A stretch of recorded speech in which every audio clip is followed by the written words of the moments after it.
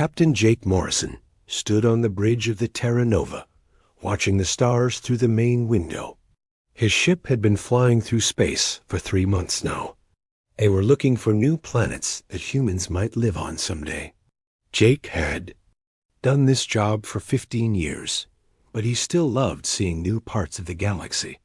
"Captain, we're getting some strange readings," said Lieutenant Ben Rodriguez from his station. Ben was the ship's navigation officer. He was young but very smart about space travel. Jake walked over to Ben's station. "What kind of strange readings?" "There's something big out there. Really big. At first I thought it was a planet, but the gravity is all wrong." Dr. Lisa Chung looked up from her own station. Lisa was the ship's scientist who studied old things from space. She had joined the crew 2 years ago and was always excited about new discoveries. "Can you put it on the main screen?" Jake asked. The big screen at the front of the bridge showed what looked like a dark planet. It was huge, much bigger than Earth, but something about it seemed different. "The gravity readings don't make sense," Ben said. "A planet this size should have much stronger gravity, but this one is almost hollow inside." Commander Amy Williams came onto the bridge. She was Jake's second in command and his most trusted. "Officer, what's the situation, Captain?" "We found something unusual. Amy, take a look at this." Amy studied the screen. She had been in space for 12 years and had seen many strange things, but this was different. "That's not a normal planet," she said. "The shape is too perfect. And look at those lines on the surface." Jake looked closer. Amy was right. There were straight lines across the planet's surface. Nature didn't make straight lines like that. "Lisa, can you scan it more carefully?" Jake asked. Lisa worked at her station, using the ship's best sensors. "Captain, you need to see this. The surface has metal under it. Lots of metal. And there are empty spaces inside, like rooms or tunnels." "Rooms?" Jake asked. "How big are these rooms?" "Some of them are as big as cities. Captain, I think this might be artificial. Someone built this thing." The bridge became very quiet. Everyone stared at the screen.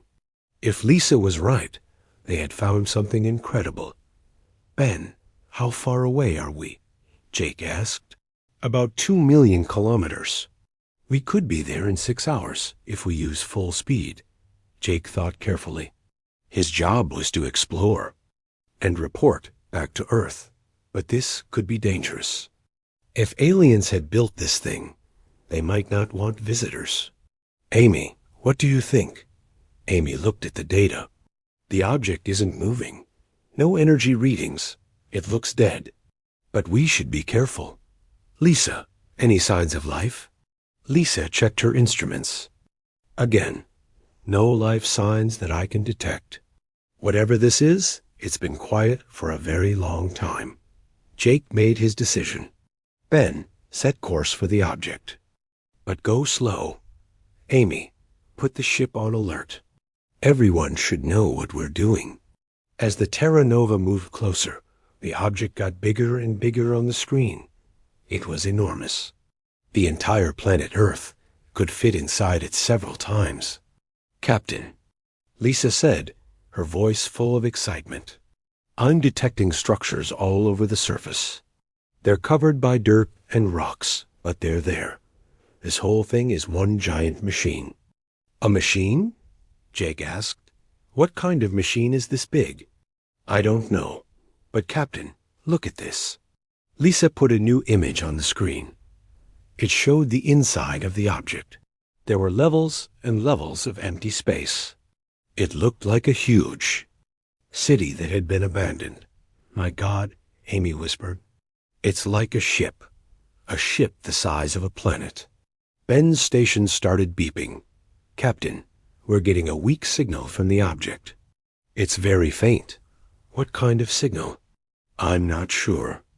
It's not like anything in our databases. But it's definitely artificial." Jake felt his heart beating faster. This was the biggest discovery in human history. Amy, send a message to Earth Command. Tell them what we found. Use the emergency channel. Amy nodded and started working. What should I tell them? Tell them we've found a planet-sized starship. Tell them it might be alien technology. And tell them we're going to investigate. As Amy sent the message, Jake looked at the massive object on the screen. It was beautiful and terrifying at the same time. Whoever built this had technology far beyond anything humans had ever imagined. Lisa, how old do you think this thing is? Lisa studied her readings. Based on the dust and rock covering it, I'd say it's been here for thousands of years. Maybe tens of thousands. And it's been dead all this time? That's what it looks like. But Captain, something this advanced might just be sleeping. Jake nodded. Ben, take us closer.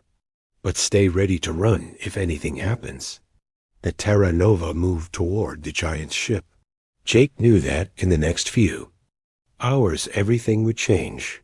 Not just for his crew, but for all of humanity.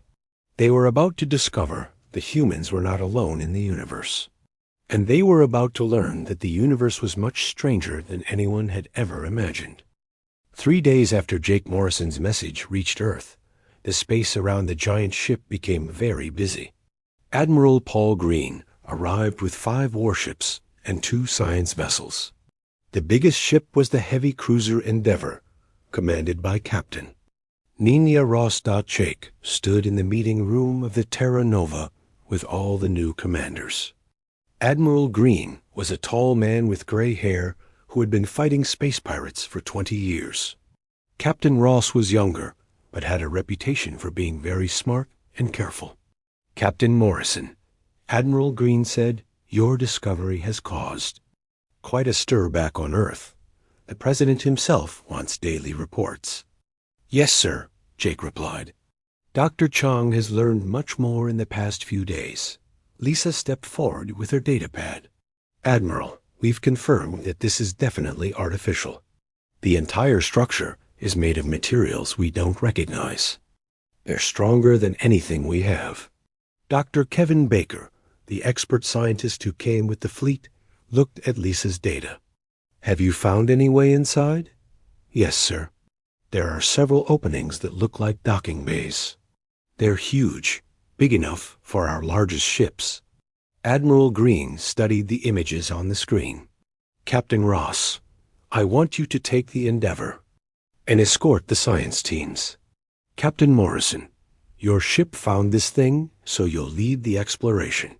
Jake felt proud, but also nervous. What are our orders if we find something alive in there? Try to communicate, but be ready to fight.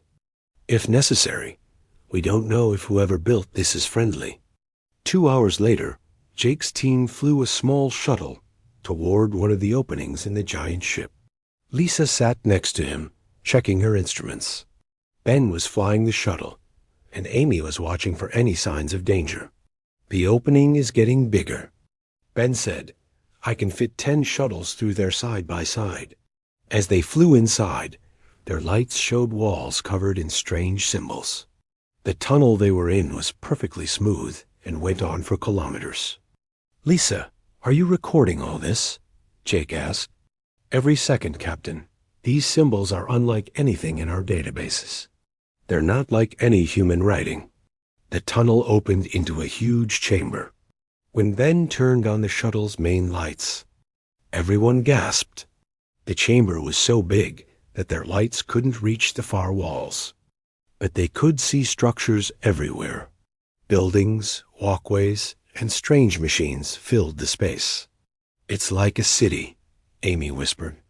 A city built inside a planet. They flew deeper into the ship. Every chamber was different. Some had forests, with trees that looked almost normal. Others had lakes of water that glowed softly. But everything was empty. No people, no animals, nothing alive.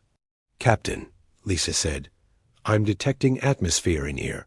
We could actually breathe this air. How? Is that possible? This thing has been in space for thousands of years. The ship is keeping itself alive somehow. There are machines working everywhere, maintaining everything. They landed in a large open area that looked like a park. Jake and his team put on their spacesuits and stepped outside the shuttle. The ground felt solid under their feet. "This is incredible," Lisa said, looking around. The builders of this ship created entire worlds inside it.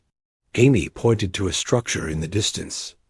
"Captain, that building looks important. It's bigger than the others." As they walked toward the building, Jake's radio crackled. "Captain Morrison, this is Admiral Green. We're detecting energy building up in the ship. Something is happening." Suddenly, lights began turning on everywhere. The buildings around them started glowing. Jake felt the ground vibrate under his feet. "Everyone back to the shuttle now," Jake ordered, but before they could move, a voice spoke. It didn't come from their radios or from any speaker they could see. It seemed to come from everywhere at once. "Welcome, young ones. We have been waiting." Jake's team froze. The voice was speaking English, but it sounded strange, like it was very old and very tired. "Who are you?" Jake asked, speaking to the air. "We are the Shepherd. We guard this vessel and others like it. You have awakened us with your presence." "Others like it?" Lisa asked. "There are more ships like this, many more, scattered across the galaxy. We have watched your species for some time. You are younger than most, but you show promise." Admiral Green's voice came through the radio. "Captain Morrison, the entire ship is powering up. We're reading massive energy signatures." Jake looked around. The city was coming alive. Machines were moving, and he could hear sounds like flowing water and distant music. "Shepherd," Jake said, "we mean no harm. We're explorers from Earth. We know. Your species is curious, like the others were. That is why you have been chosen." "Chosen? For what?" "To carry on the work of the architects, the ones who built us." Amy stepped closer to Jake. "Captain, this is way beyond our mission. We need to report this to Earth immediately." The Shepherd seemed to hear her. "Your leaders will know soon enough. But first, you must understand. This vessel is not just a ship. It is an ark. A place of safety for when the darkness comes." "What darkness?" Jake asked. "The Devourers. They come every 50,000 years. They consume all life in their path. The architects built us to preserve civilizations until the danger passes." Lisa's instruments were beeping wildly. "Captain, I'm detecting incredible technology all around us. This ship has power sources we can't even understand."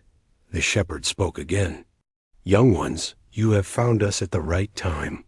The next wave of Devourers will arrive in your lifetime. 37 of your years." Jake felt cold despite his heated suit. "How many of these ships are there?" "Thousands. Most sleep, waiting for the signal. But now that you have found us, others will awaken. Your species will have an important role to play." "What kind of role?" "You will learn, but first you must tell your people. The galaxy must prepare. The last time the Devourers came, many civilizations were lost forever." Admiral Green's voice came through the radio again.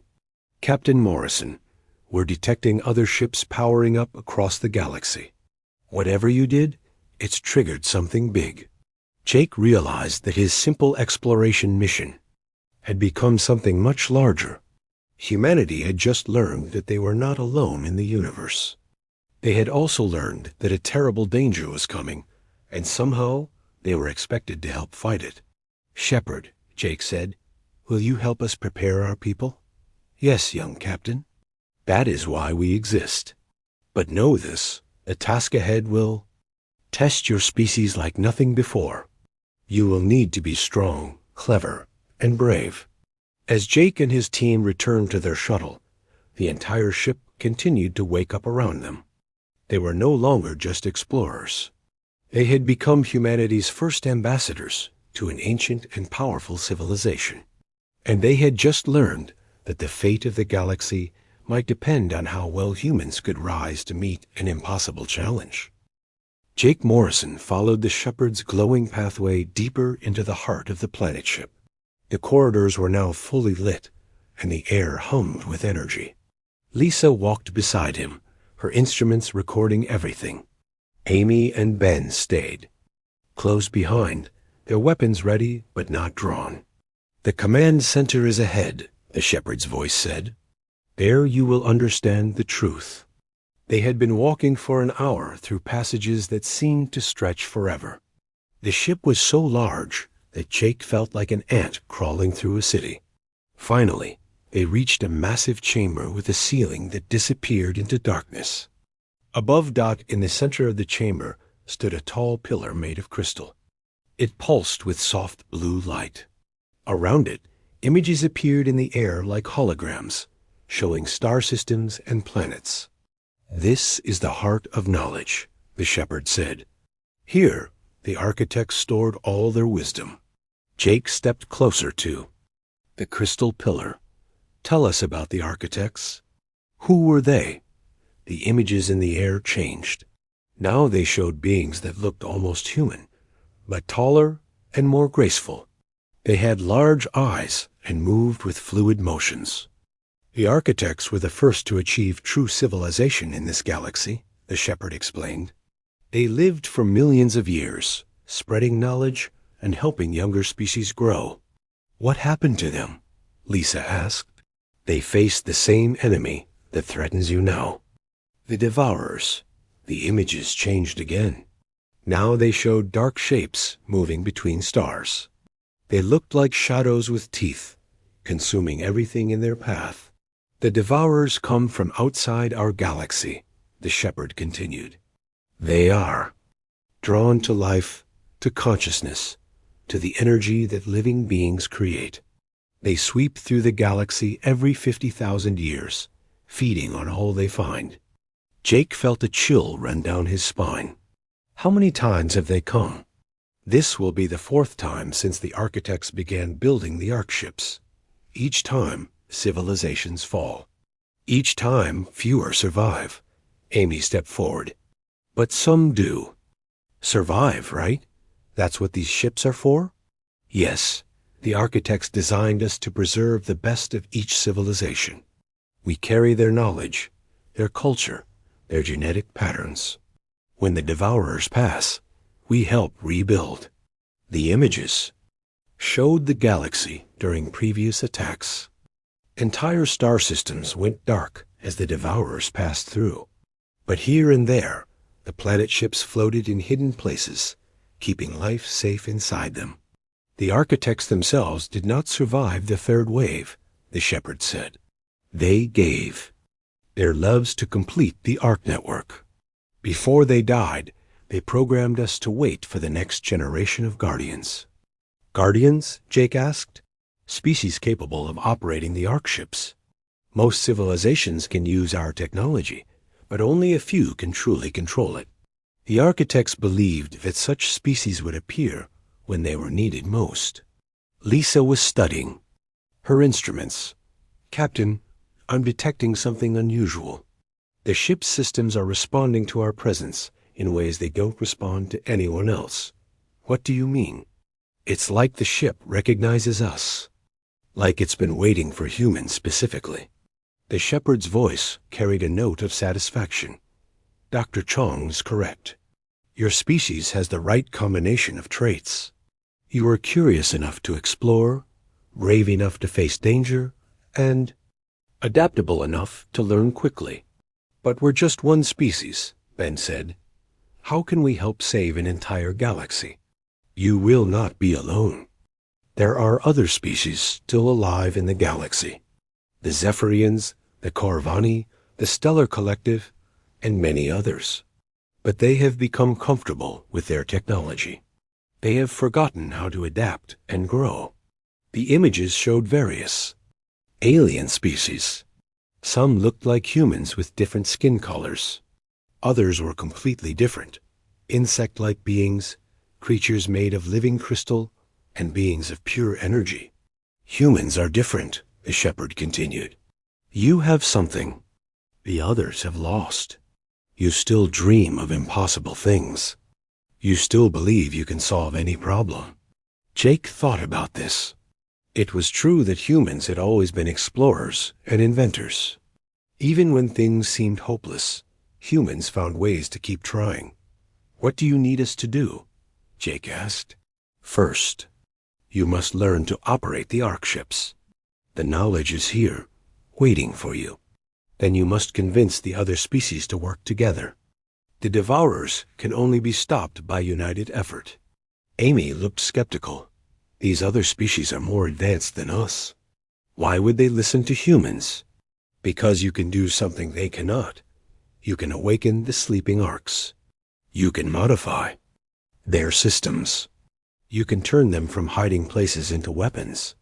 Weapons? Jake asked. The images changed to show the planet ships in battle formation.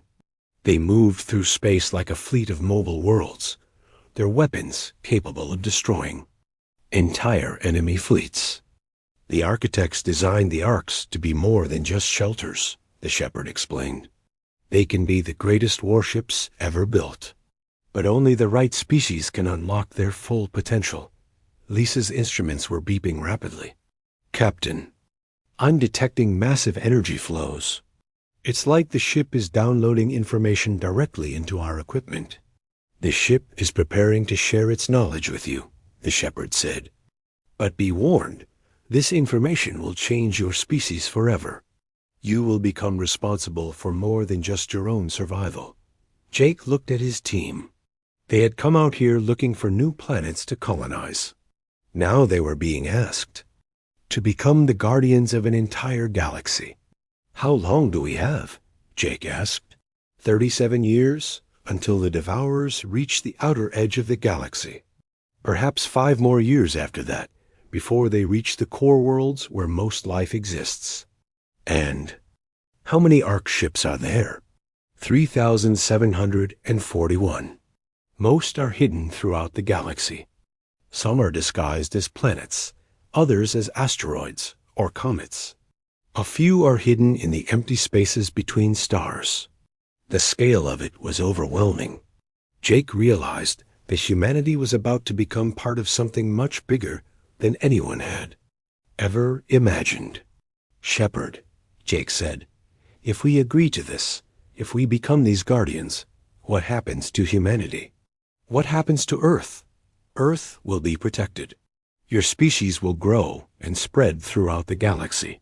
You will become the shepherds of civilization itself. But you will also face dangers beyond anything you have known. Jake made his decision. We accept. Tell us what we need to know. The crystal pillar blazed with light. Information flooded into the air around them. Star charts, technical specifications, and knowledge that would take years to fully understand. But Jake could feel the ship responding to their presence, awakening capabilities that had slept for thousands of years. The process has begun, the shepherd said. Other Arks across the galaxy are now awakening. The species they guard will soon learn what is coming. And you, Captain Morrison, will be humanity's first guardian.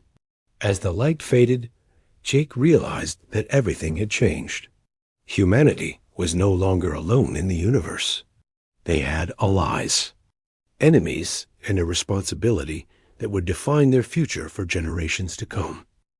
The news spread across the galaxy faster than anyone expected. Within 2 weeks of Jake's discovery, every major civilization knew about the Ark ships and the coming danger. The reactions were not what humans had hoped for. Ambassador Carol Hunt stood in the Great Hall of the Galactic Council on the planet Nexus Prime. She was the first human ever to speak before the council, and she could feel the weight of thousands of eyes upon her. The hall was enormous, with delegates from over 200 species arranged in tiers that rose up like a vast amphitheater. Honored delegates, Carol began, humanity brings urgent news that affects us all. The ancient Ark ships have awakened. The Devourers are returning. A ripple of sound passed through the hall. Some delegates whispered among themselves. Others made sounds that humans couldn't understand. But many just stared at Carol with expressions that seemed to say they didn't believe her. The High Chancellor of the Zephyrian Empire stood up. He was tall and pale, with silver skin that reflected the light. The Zephyrians were the most powerful species in the galaxy, with technology far beyond anything humans had. "Ambassador Hunt," the Chancellor said, his voice carrying clearly through. "The Hall, your species has been known to us for less than a century. You have no space empire, no advanced technology, and no understanding of galactic history. Why should we believe these wild claims?" Carol had expected this. "Because the evidence is everywhere, Your Excellence. Ark ships are awakening throughout the galaxy. Your own scientists must have detected them." "We have detected unusual energy signatures," admitted another delegate.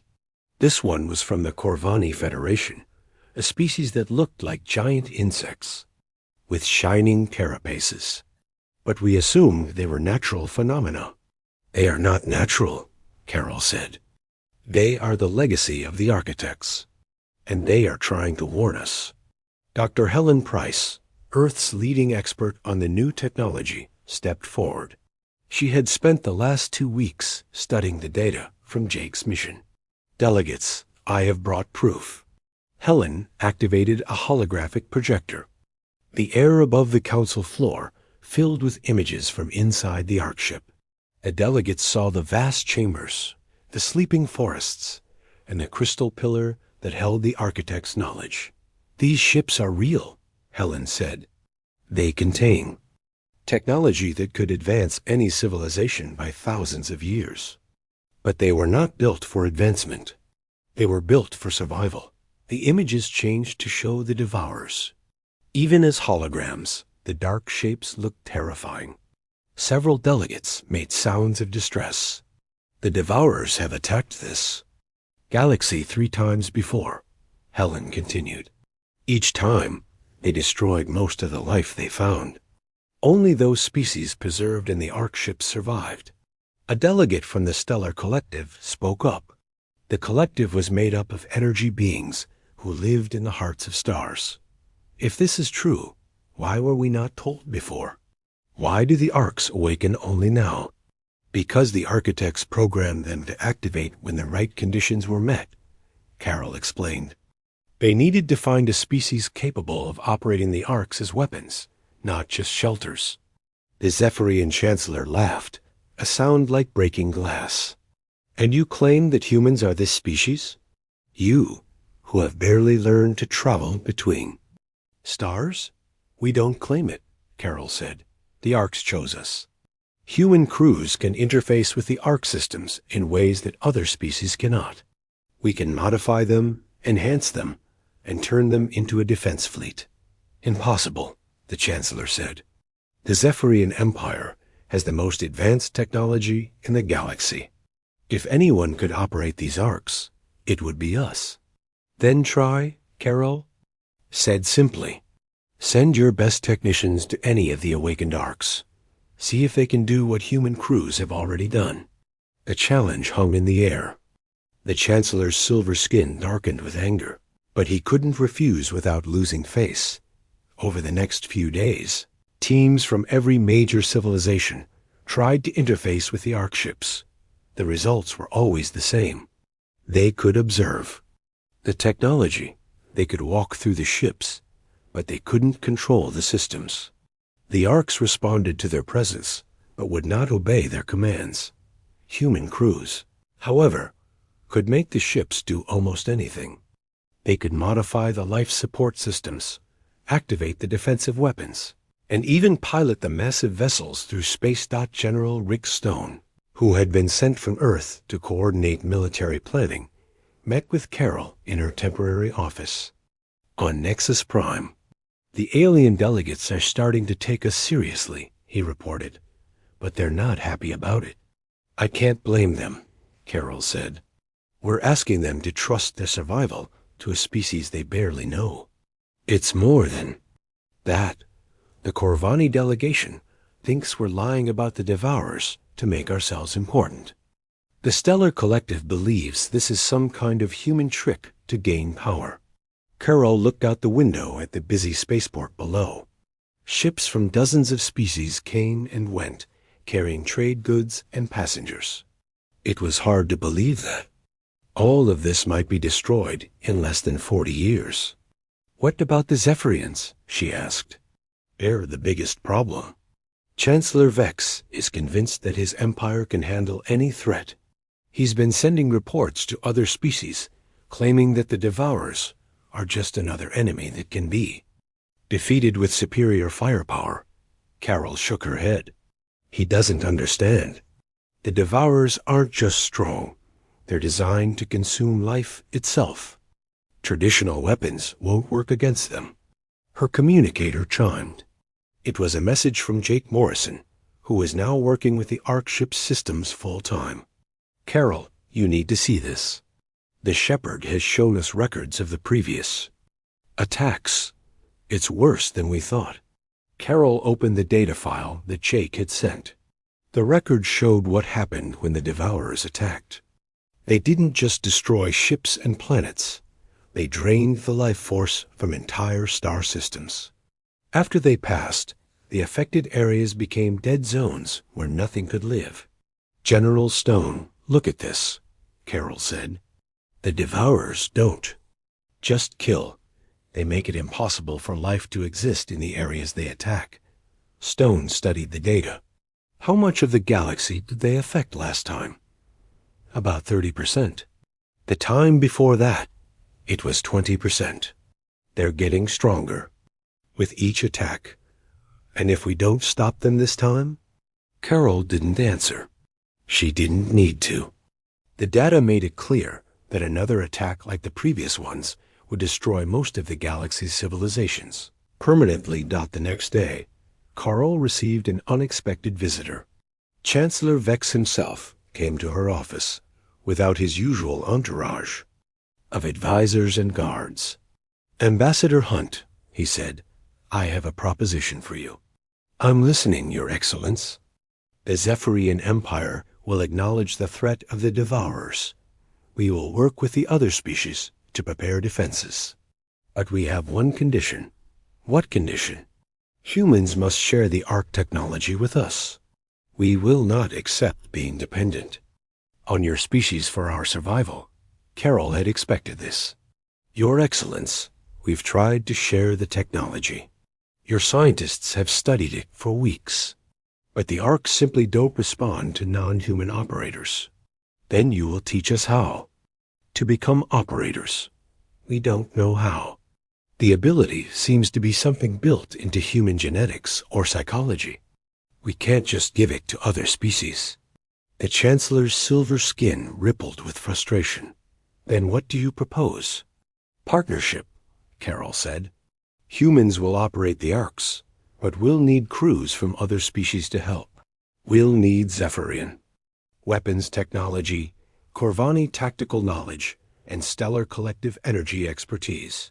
Together, we can build a defense that no single species could create alone. Chancellor Vex was quiet for a long moment. Finally, he spoke. The Zephyrian Empire has never been a junior partner in any alliance. This isn't about being junior or senior, Carol said. It's about survival. The Devourers don't care about our politics or our pride. They only care about consuming life. The Chancellor stood up. I will consider your proposal. But know this, Ambassador. If humans try to use this crisis to dominate the galaxy, the Zephyrian Empire will stop you. After he left, Carol sat back in her chair. The alliance she was trying to build was fragile. Every species had their own agenda, their own fears, and their own pride. But somehow, they all had to work together. The alternative was the extinction of all life in the galaxy. She opened her communicator and sent a message to Earth. President Davis, we're making progress. But we need to be very careful. The galaxy is united by fear right now, but fear can turn to anger quickly. We need to prove that humans can be trusted with this responsibility. The response came back quickly. Understood, Ambassador. How much time do we have? Carol looked at the countdown timer on her desk. 36 years, 11 months, and 14 days until the Devourers reach the outer rim. After that, we'll have maybe 5 more years before they reach the core worlds. Then we'd better get started. Carol nodded, even though President Davis couldn't see her. The real work was just beginning. They had to turn a galaxy full of suspicious, frightened species into a unified defense force. And they had to do it in less than 40 years. The future of all life in the galaxy depended on whether humans could prove themselves worthy of the trust that the architects had placed in them. 20 years had passed since Jake Morrison first discovered the Ark ship. The galaxy had changed in ways that no one could have imagined. Admiral Kate Murphy, who had once been a young lieutenant on a patrol ship, now commanded the largest fleet. In Galactic History she stood on the bridge of the Guardian Prime, an Ark ship that had been converted into the command center for the unified galactic defense. Through the main windows, she could see hundreds of other ships, not just human vessels, but craft from every major civilization in the galaxy. Admiral called Commander Alex Carter from his station. The last of the evacuation ships are reporting. We've successfully relocated over 3 billion beings to the protected Ark ships. Kate nodded. Alex had been one of the first scientists to figure out how to modify the Ark systems. Under his guidance, humans had learned to transform the ancient vessels from simple shelters into mobile fortresses capable of protecting entire populations. Any word from the outer sensors? Kate asked. The Devourers crossed into our galaxy 6 months ago, Alex reported. They're moving faster than the historical records predicted. We estimate they'll reach the first inhabited systems in 8 months. Kate felt the familiar weight of responsibility settle on her shoulders. The entire galaxy was depending on the plans that humans had helped create. After 20 years of preparation, they were as ready as they could be. President John Davis appeared on the communication screen. He was calling from Earth, which had become the coordination center for the entire galactic defense effort. Admiral Murphy, the president said, the Galactic Council has approved the final battle plan. All species are committed to the strategy. It had taken 15 years to get all the major civilizations to agree to work together. The Zephyrians had been the hardest to convince, but even they had finally acknowledged that cooperation was their only hope. What's the final count on operational Ark ships? Kate asked. 3,218, President Davis replied. We lost some that were too damaged to repair, but we've managed to activate almost all of them. Each one is now capable of functioning as both a shelter and a battleship. Kate turned to look at the tactical display. It showed the entire galaxy, with friendly forces marked in blue and the approaching Devourers marked in red. The red dots were moving steadily inward, consuming everything in their path. Admiral, Alex said, I'm receiving a priority message. From Captain Morrison. Jake Morrison appeared on a secondary screen. He was now in command of the Deep Space Reconnaissance Fleet, using modified Ark ships to track the Devourers' movements. Admiral Murphy, Jake said, we've gotten close enough to observe them directly. They're not what we expected. What do? You mean? The Devourers aren't just creatures that eat life. They're more like a force of nature. They seem to be drawn to consciousness itself. The more intelligent a species is, the more they're attracted to it. Kate frowned. That's new information. How does it change our strategy? It might actually help us, Jake said. Dr. Chong has been studying their behavior patterns. She thinks we can use our intelligence as a weapon against them. Lisa Chong appeared next to Jake on the screen. She looked older now, with gray in her hair, but her eyes still held the same curiosity that had driven her to study the first Ark ship. Admiral, Lisa said, we've discovered that the Devourers are vulnerable to certain types of coordinated mental activity. If we can get enough conscious beings working together, we might be able to confuse or even repel them. How many beings would we need? Billions, maybe trillions. Every intelligent species in the galaxy working together at the same time. Kate realized what this meant. You're talking about using the entire galactic population as a weapon. Exactly. But it has to be coordinated perfectly. Every species, every individual, all focusing their thoughts in the same direction at the same moment. Alex looked up from his instruments. Admiral, we're getting reports from the Outer Rim colonies. The Devourers have reached the Kepler sector. 3 star systems have gone dark. Kate felt her heart sink. Those systems had millions of inhabitants. But there was no time to mourn. How long until they reached the core worlds? At their current speed, 18 months. But Admiral, there's something else.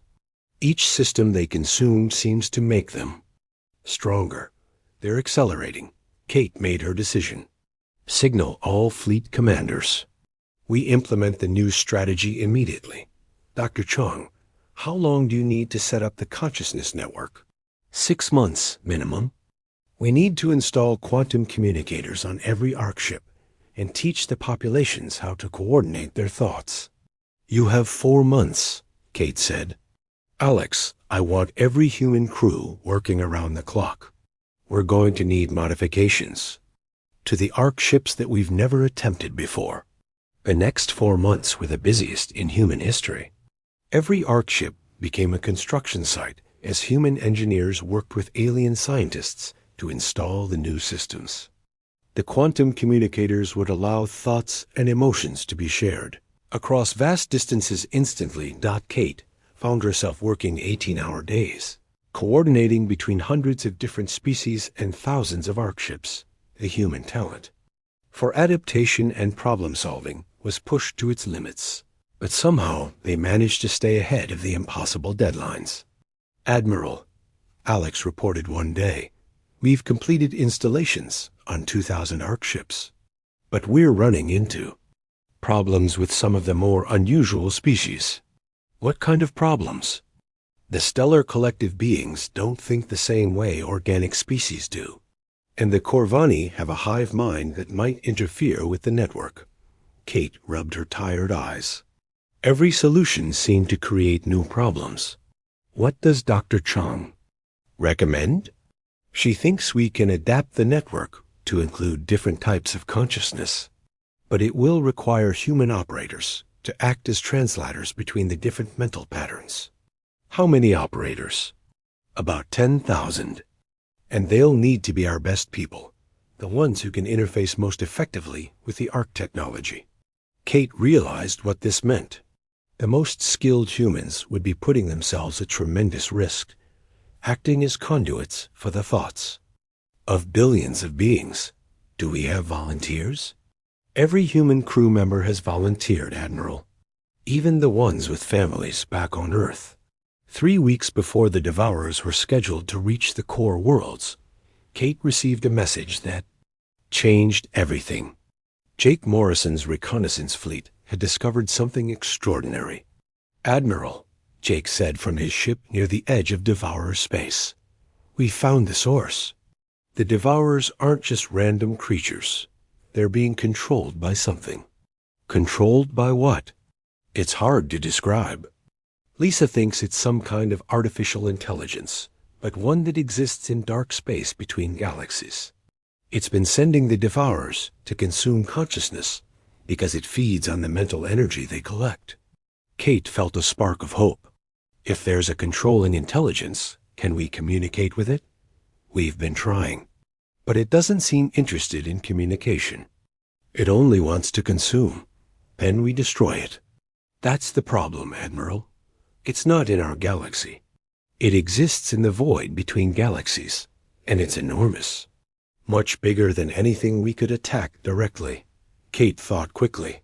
But if the Devourers are just tools, what happens if we cut the connection between them and their controller? We don't know. They might stop attacking, or they might become even more dangerous. It's a risk we'll have to take.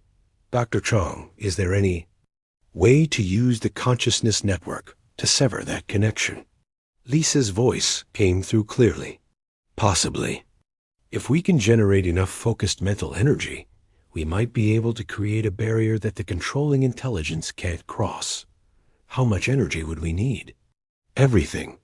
Every conscious being in the galaxy, all focusing their will on the same goal at the same moment. Kate looked at the tactical display.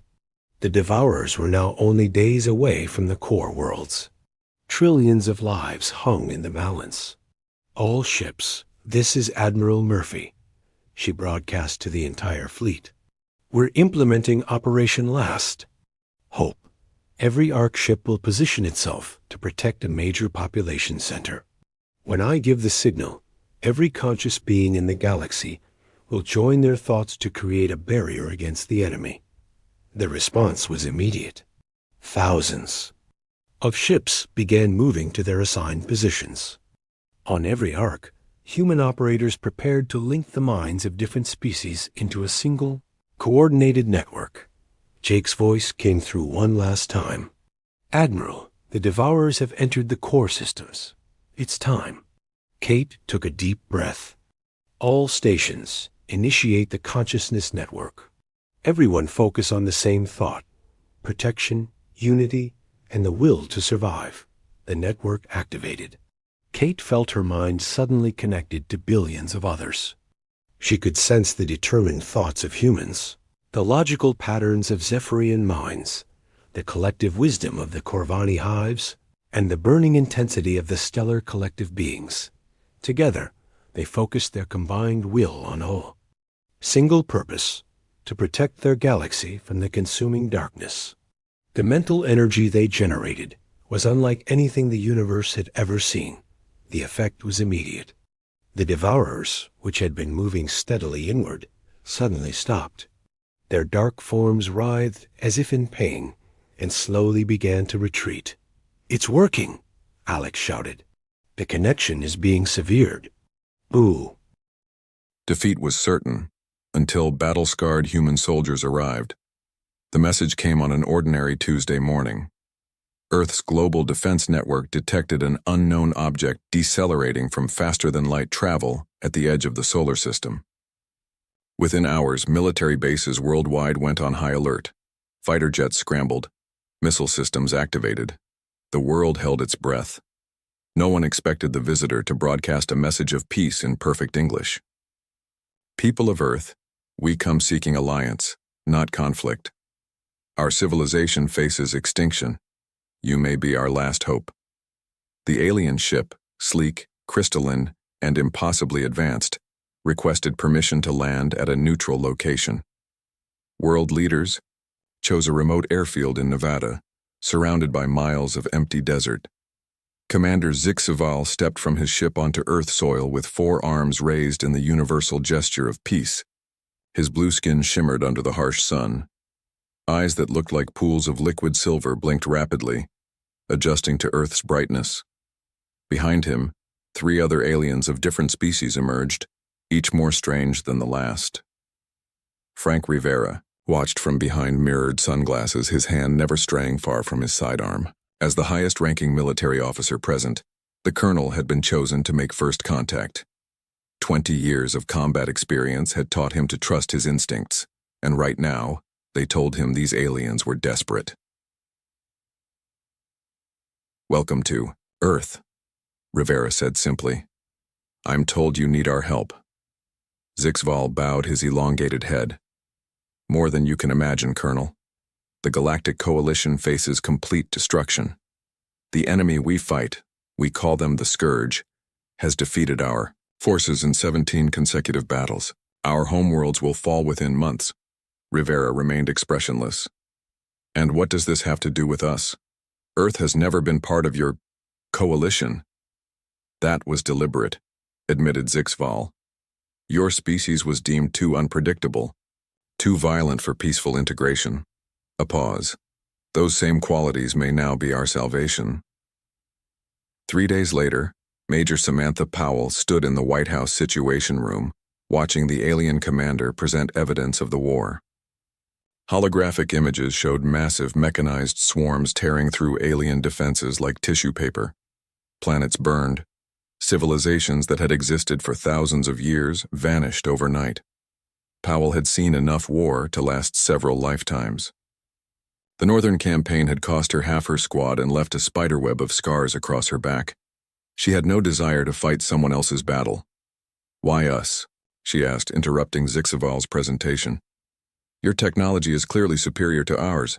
Your coalition spans hundreds of worlds. What can Earth possibly offer?" The alien's silver eyes fixed on her. "Unpredictability, Major Powell. The Scourge uses perfect battle algorithms. They calculate every variable, predict every standard response. Our military doctrine has become predictable. But humans," he gestured around the room, "humans fight like nothing we've ever seen." The president leaned forward. "Explain." "Your history contains over 15,000 recorded conflicts.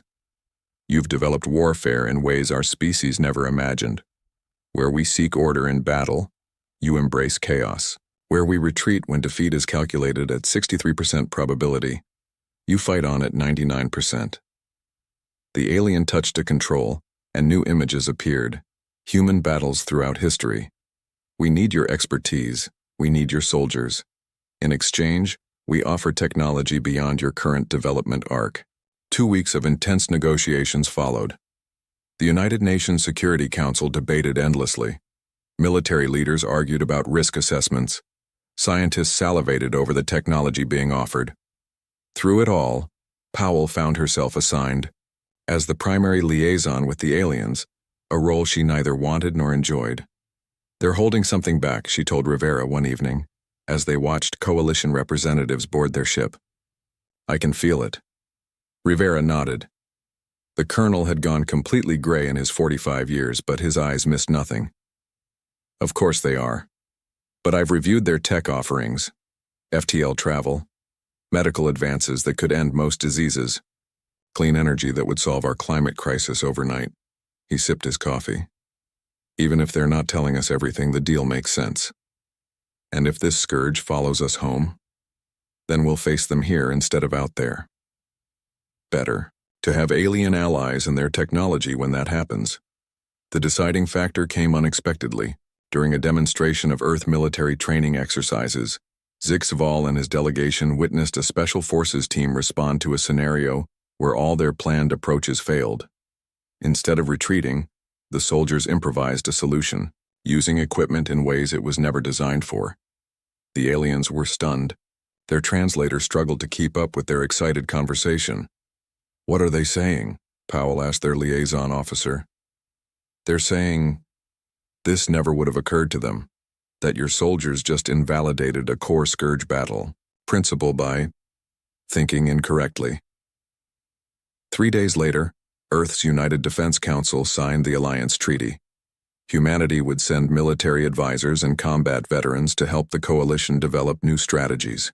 In return, Earth would receive technology and recognition as a full coalition member. Powell received her orders directly from the president. She would lead the first contingent of human military advisors to coalition headquarters, 100 battle-tested soldiers from various Earth conflicts, chosen for their adaptability and unconventional thinking. "I'm not a diplomat," she protested. "We're not sending you to be one," the president replied. "We're sending you because you've survived when you shouldn't have. Multiple times." The night before departure, Powell stood alone on the launch pad, staring up at the coalition transport ship that would take them to war. Rivera found her there, his uniform crisp despite the late hour. "Having second thoughts, Major?" "No. Just wondering if we really understand what we're getting into."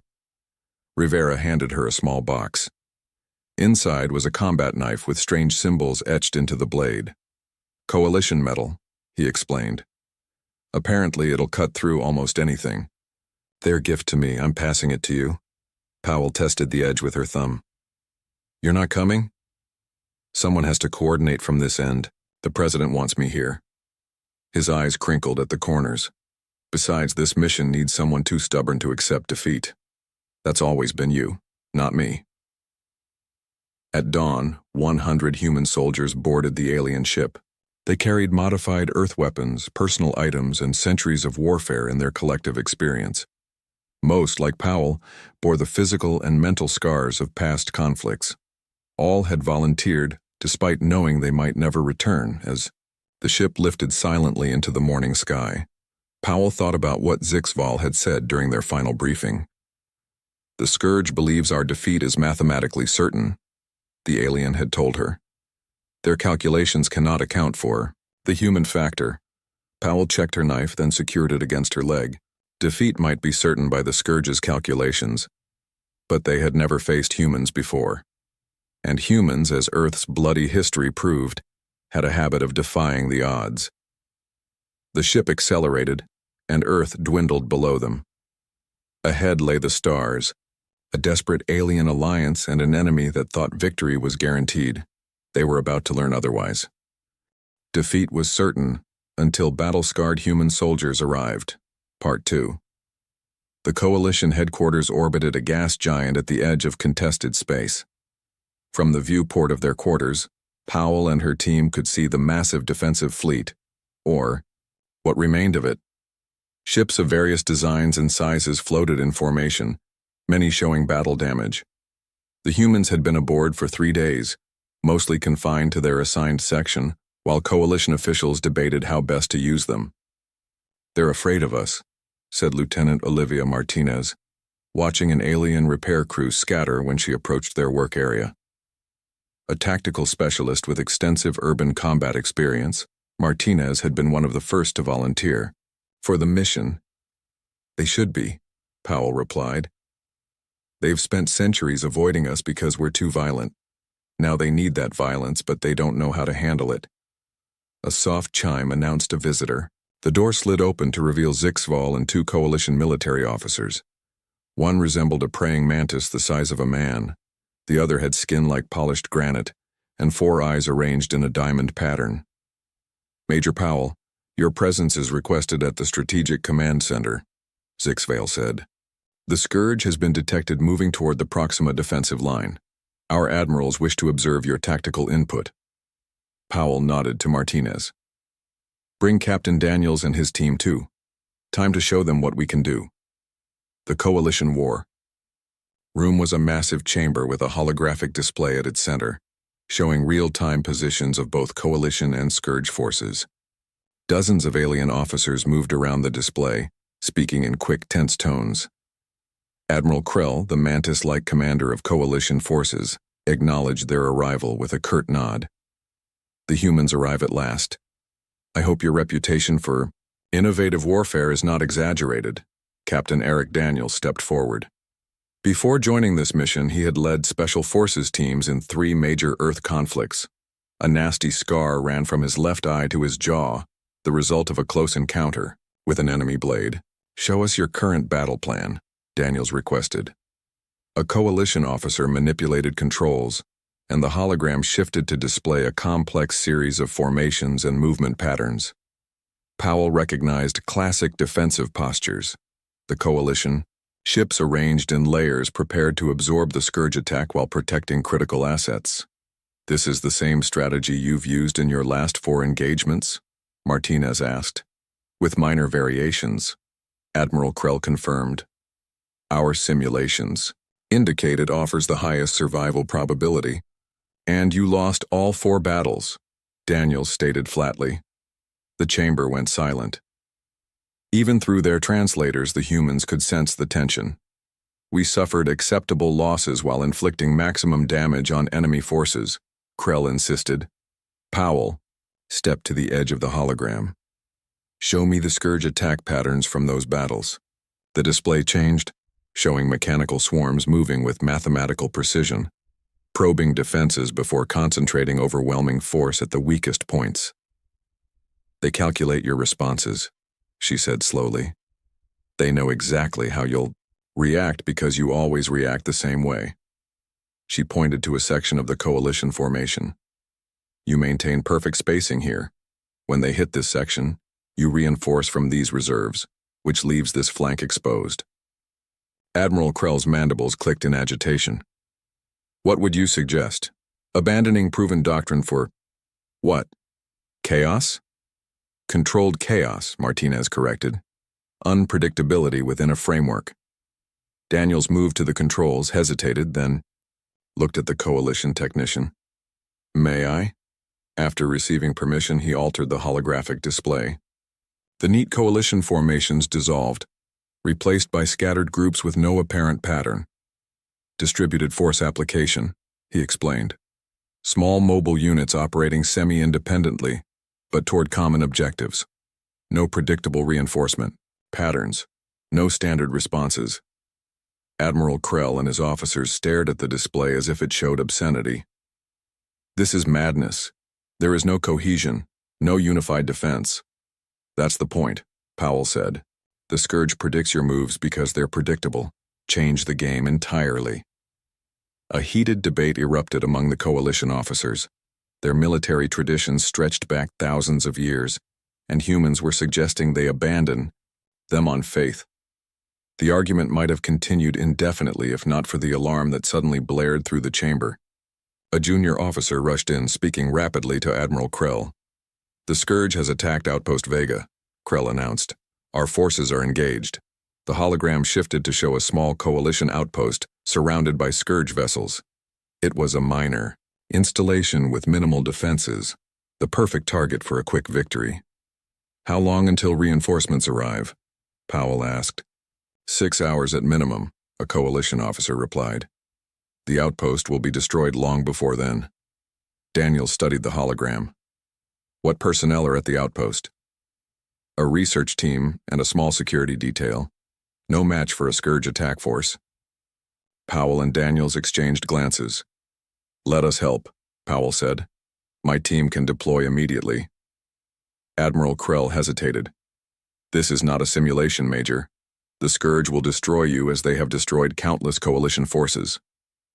Maybe, Powell admitted, or maybe we'll surprise them. Either way, you have nothing to lose. 30 minutes later, Powell led 20 human soldiers aboard a coalition transport ship. Each carried modified Earth weapons enhanced with coalition technology, assault rifles that could punch through Scourge armor, grenades that disrupted their communication systems. Captain Daniels reviewed the outpost schematics while the transport hurtled through space. The Scourge expects the standard coalition defense protocol, personnel retreating to the central chamber while automated systems engage. So we do the opposite, Martinez suggested. Move to the exterior. Take the fight to them. Powell nodded. We split into 4 teams. Hit them from multiple angles simultaneously.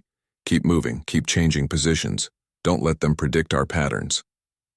The transport emerged from faster-than-light travel to find the battle already underway. Scourge vessels surrounded the outpost, methodically destroying its outer defenses. The station's shields flickered weakly.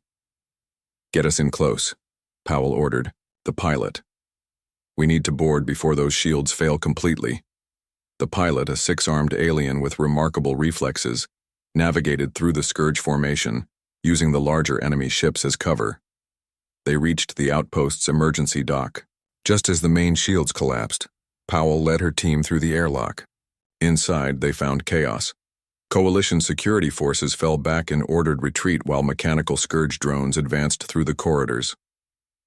Change of plans, Powell announced over the comm.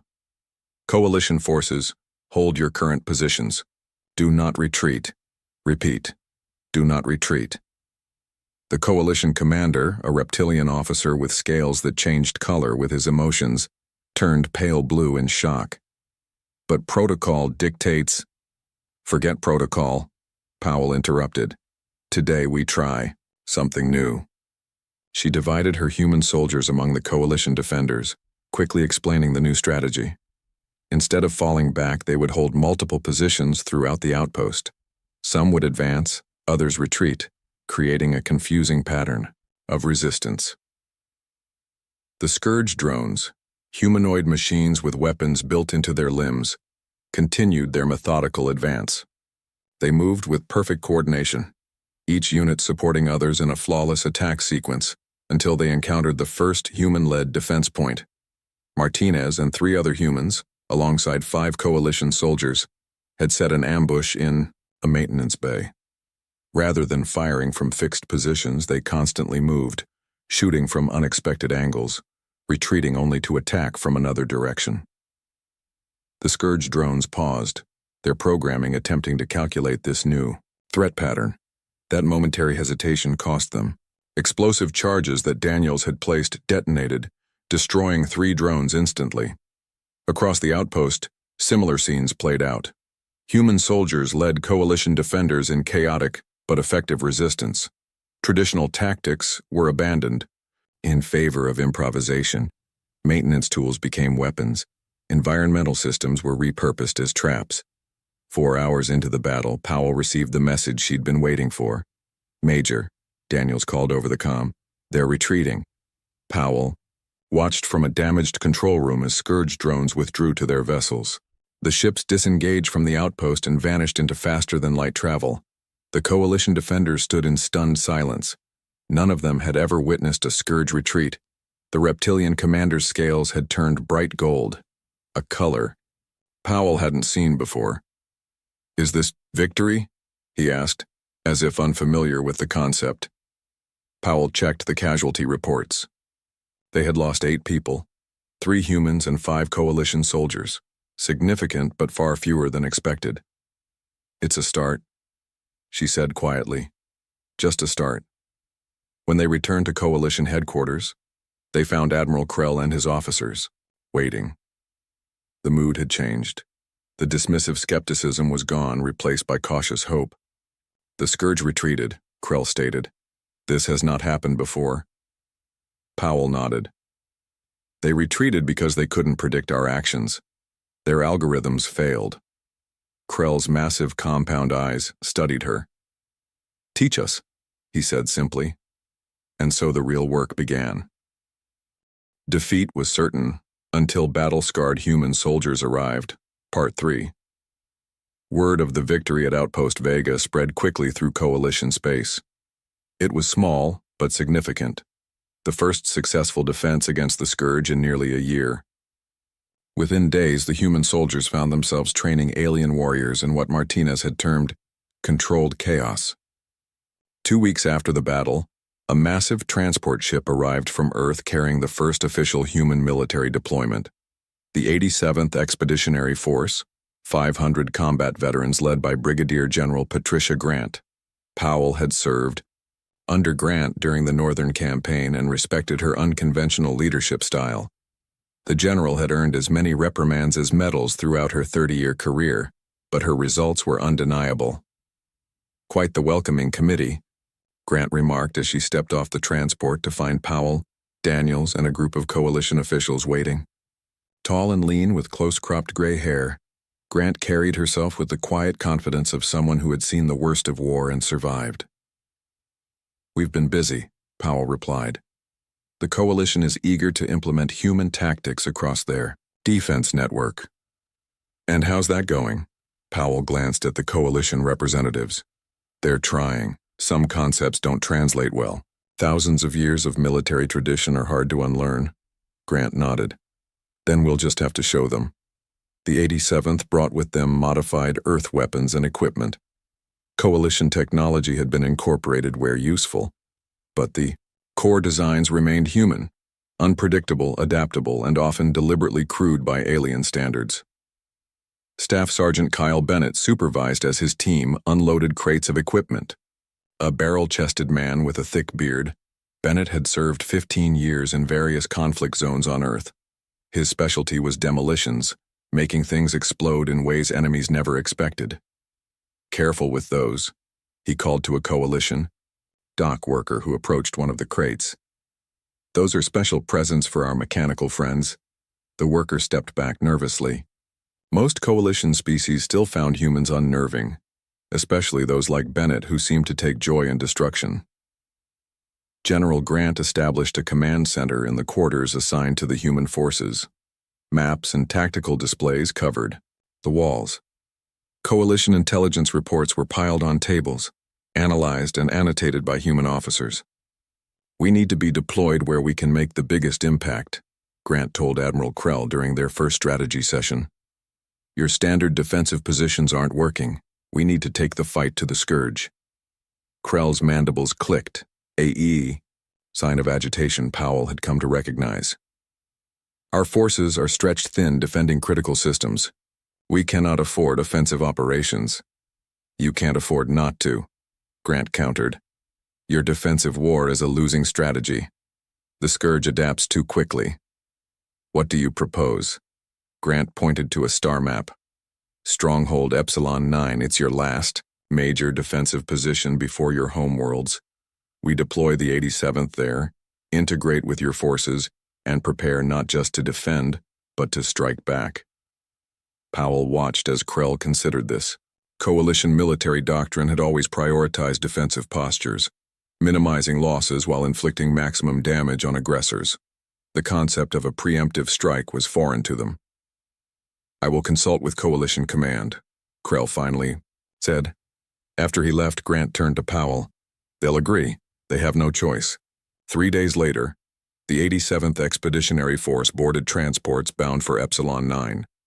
The massive space station orbited a lifeless moon, its defensive arrays constantly scanning for Scourge activity. It housed 10,000 Coalition troops from a dozen different species, all preparing for what many believed would be their last stand. The human arrival caused a stir. Rumors had spread about the victory at Outpost Vega. Some Coalition soldiers viewed the humans with hope, others with suspicion. They think we're savages, Martinez commented as she observed a group of tall, elegant aliens whispering while watching Bennett's demolition team unload equipment. We are savages, Bennett replied with a grin. That's why we're here, General. Grant wasted no time integrating the human forces with Coalition units. Mixed squads were formed, with at least 2 humans assigned to each alien team. Training began immediately, focusing on unpredictability, improvisation, and individual initiative, concepts that many Coalition species struggled to embrace. You rely too much on orders, Powell told a group of Coalition officers during a training session. In battle, conditions change too quickly. Every soldier needs to think for themselves while working toward the common objective. This contradicts thousands of years of military doctrine, one officer objected. That doctrine has led to 17 consecutive defeats, Powell reminded them. Time for something new. On the 5th day at Epsilon 9, Bennett's demolition team was assigned to reinforce the station's outer defense ring. While inspecting the area, Bennett discovered design flaws in the automated defense systems. These are too predictable, he told his Coalition counterpart, a towering rock-like alien named Drac. The Scourge will calculate their firing patterns in seconds. The systems follow optimal defensive protocols, Drac insisted. Bennett shook his head. Optimal is predictable. Predictable gets you killed. Without waiting for permission, he began rewiring one of the defense turrets. We need to introduce random variables, make them fire in patterns even we can't predict. Drac watched in horror as Bennett modified expensive precision equipment with what looked like reckless abandon. This is not authorized. Neither is losing, Bennett replied without looking up. By the end of the day, every defense turret in their sector had been modified. Some fired single shots, others bursts. Some targeted the largest threat, others the closest. Some purposely missed their first shot to create confusion. When station security arrived to arrest Bennett for tampering with critical systems, General Grant intervened. Let's test his modifications before we lock him up, she suggested. A simulated Scourge. Attack was run against the modified defenses. The results shocked the Coalition observers. Bennett's chaotic defense grid destroyed 83% of simulated attackers, nearly double the performance of the standard system. By the end of the week, every defense system on Epsilon 9 had been modified using Bennett's principles. Coalition engineers studied his work with a mixture of horror and fascination. Their perfect, elegant designs had been turned into what they considered a mess of inefficient, random processes. But the simulations didn't lie. The Bennett method, as it came to be called, worked. The real test came sooner than expected. 9 days after the humans arrived at Epsilon 9, long-range sensors detected a massive Scourge fleet approaching. Nearly 100 ships, including 3 command vessels, the largest attack force seen in months. "They know we're here," Powell said as she studied the tactical display with Grant and Krell. "They know something has changed." "Good," Grant replied. "Let them come prepared for the old coalition. They'll find something very different waiting." While coalition commanders prepared for evacuation contingencies, standard procedure when facing such overwhelming odds, Grant gathered her human officers. "This is what we came for," she told them. "The coalition has been fighting this war by the Scourge's rules. Today, we change the game." The plan she outlined was so reckless that coalition commanders attempted to override her authority when they learned of it. It was Zixval who finally intervened. "We sought humans precisely because they think differently," the diplomat reminded his colleagues. "We must trust them now, or surrender to the Scourge."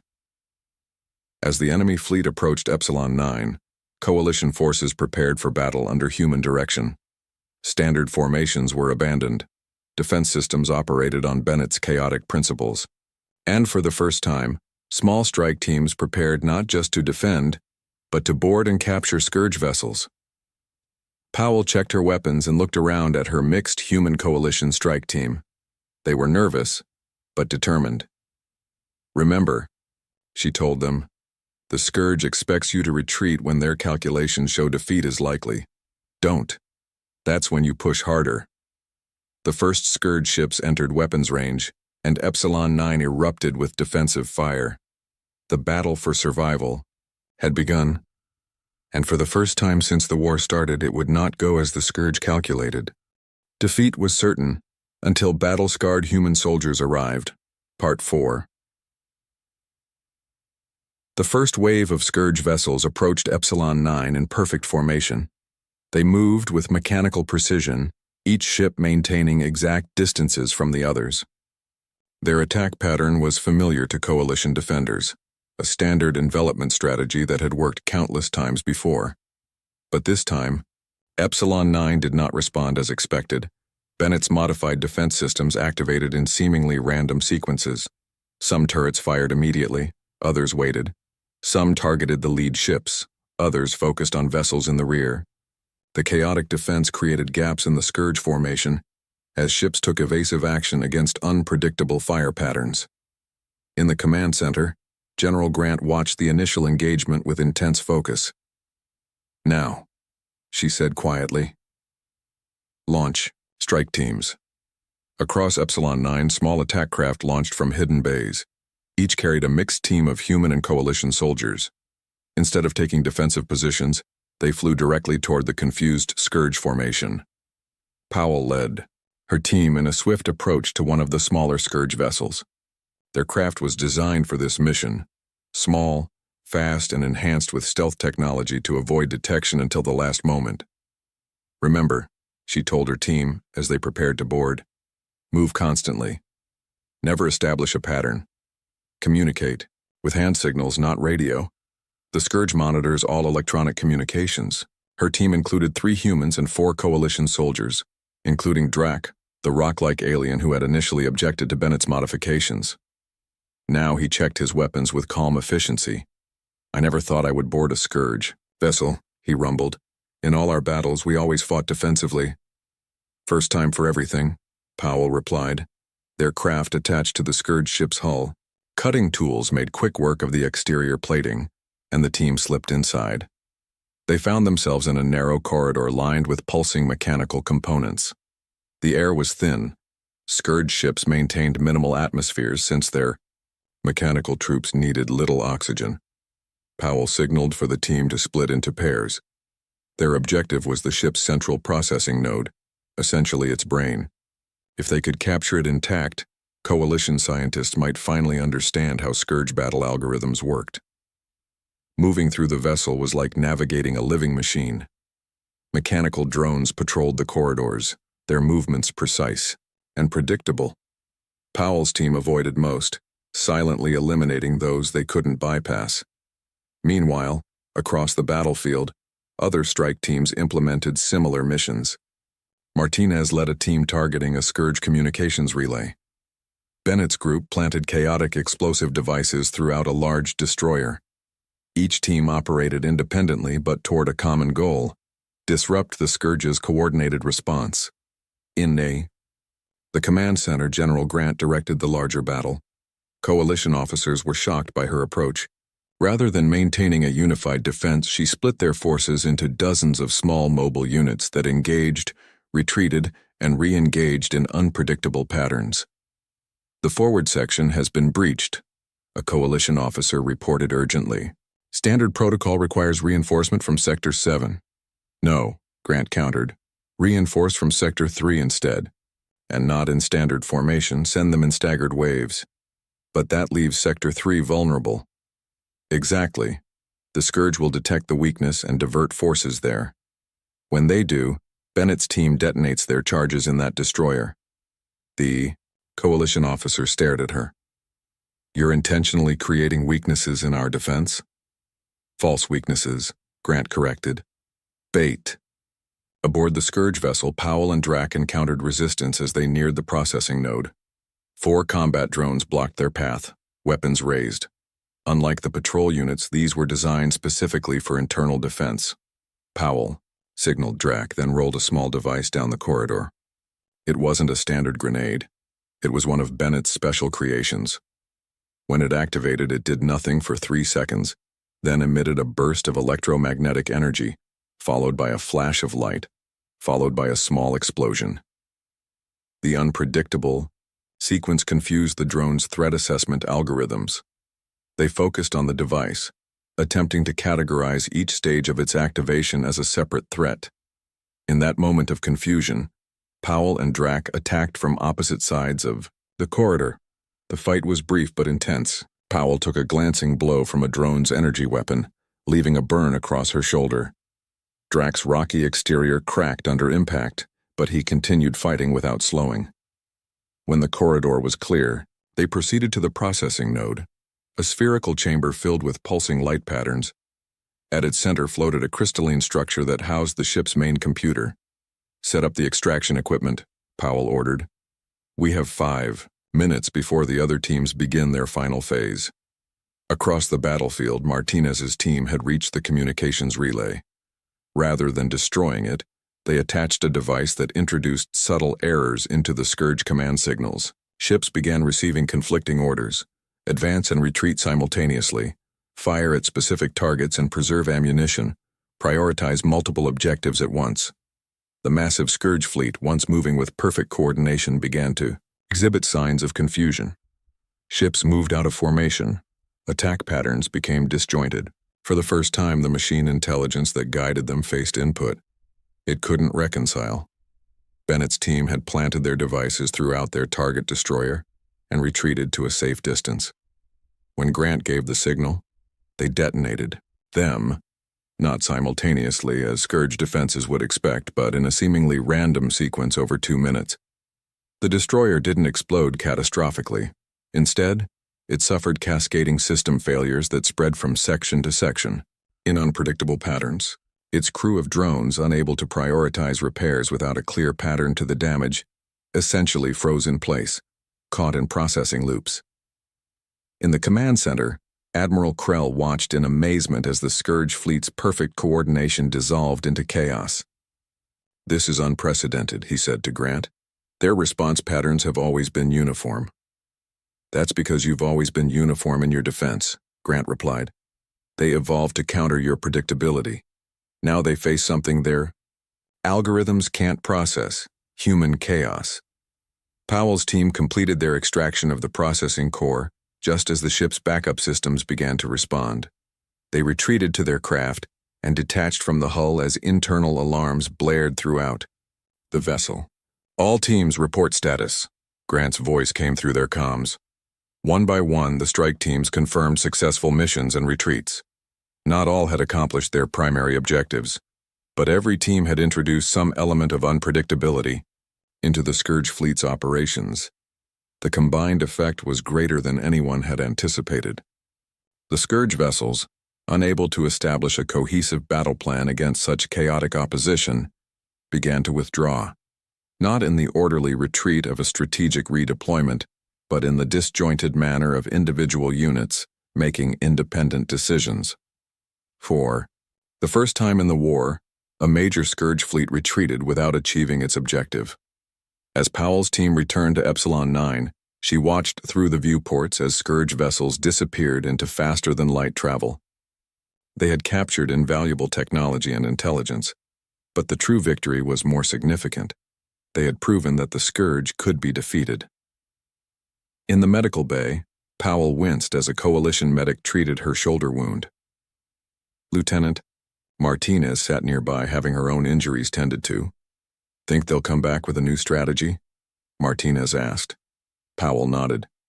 "They'll adapt. That's what they do." "So will we," Martinez replied with a tired smile. "That's what we do." Throughout Epsilon 9, similar scenes played out. Human and coalition soldiers celebrated their victory, tended their wounds, and prepared for the next battle. The cost had been high, nearly 100 dead and many more wounded. But for the first time since the war began, there was genuine hope. In the command center, Grant and Krell reviewed the battle data. "Your methods are..." Krell seemed to search for the right word. "Disturbing, but effective." Grant nodded. "Humans learned warfare the hard way, fighting each other for thousands of years. We know how to think like the enemy because we've been the enemy. What happens now?" "Now," Grant said, studying the star map, "we take the fight to them." Defeat was certain, until battle-scarred human soldiers arrived.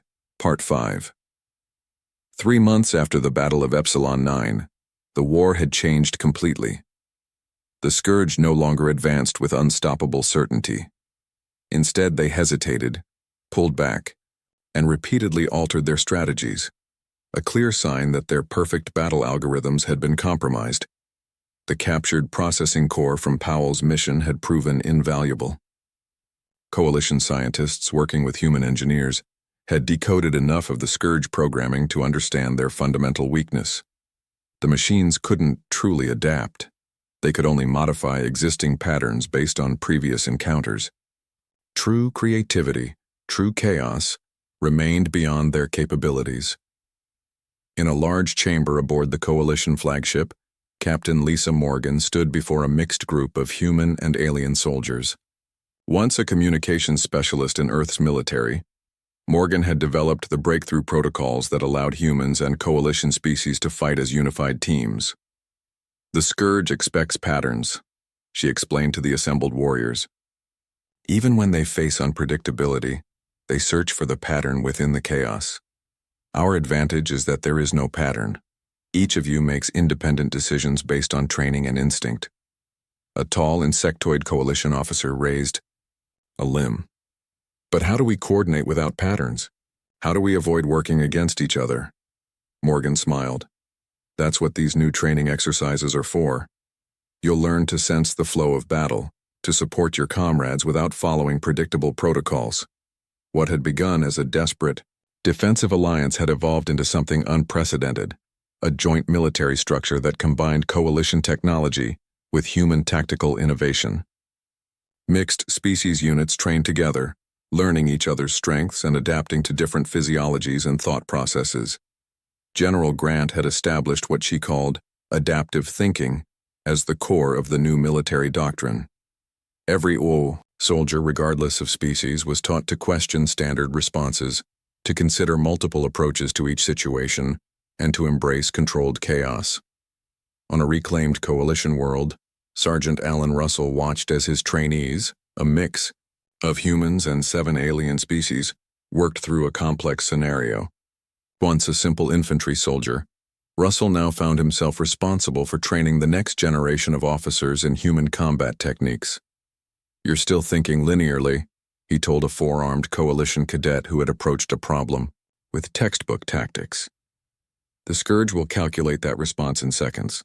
What would they never expect you to do?" The cadet considered the question, then suggested a solution so unorthodox that Russell laughed out loud. "Perfect," he said. "Absolutely perfect. They'd never see that coming." Throughout coalition space, humanity's influence spread. Ships were redesigned with unpredictable defense patterns. Communication systems introduced random variables to prevent Scourge interception. Even civilian structures incorporated elements of controlled chaos to confuse Scourge targeting systems. On Earth, factories worked constantly to produce the weapons and equipment needed for the war effort. What had begun as a small military advisory mission had expanded into humanity's first interstellar conflict. People who had never imagined leaving their planet now found themselves traveling to distant stars to fight alongside alien allies. Indio, the Coalition Command Center. Powell studied the strategic display with General Grant and Admiral Krell. The map of known space had changed dramatically. Areas once controlled by the Scourge now showed as contested or reclaimed. The offensive is succeeding beyond our projections, Krell admitted. His manner had changed over the months of working with humans. He still maintained Coalition precision in his appearance and speech, but had adopted human expressions and gestures when appropriate. We've pushed them back to their core systems, Grant agreed. But the final phase will be the hardest. They're consolidating their forces around their central processing hub. The hub was the heart of the Scourge, a massive space station where their primary consciousness resided. All Scourge units throughout the galaxy received their basic programming from this central source. Coalition intelligence had only recently confirmed its location, deep within Scourge territory. If we destroy the hub, do we end the war? Powell asked. Not entirely, Krell replied.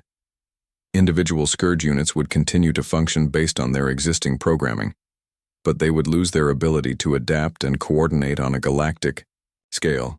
They'd be isolated machines instead of a unified intelligence, Grant said. Much easier to deal with. The plan they developed was the most ambitious yet. A joint assault force would penetrate Scourge defenses and reach the central hub, while Coalition ships engaged the main Scourge fleet. Human-led strike teams would board the hub itself. We'll need our best people for this, Grant said. Powell, you'll lead the primary insertion team. Powell nodded. After months of combat against the Scourge, she'd earned the respect of both human and Coalition forces. The scars on her body had multiplied, but her resolve had only strengthened. Martinez will handle communications disruption. Bennett's team will create the distractions we need. Morgan will coordinate between all teams and the fleet. Preparations for the final assault took weeks. Every detail was planned, then deliberately modified to introduce elements of unpredictability. Coalition ships were repainted in irregular patterns. Communication frequencies were set to change at random intervals. Even the timing of the attack was decided by a random number generator.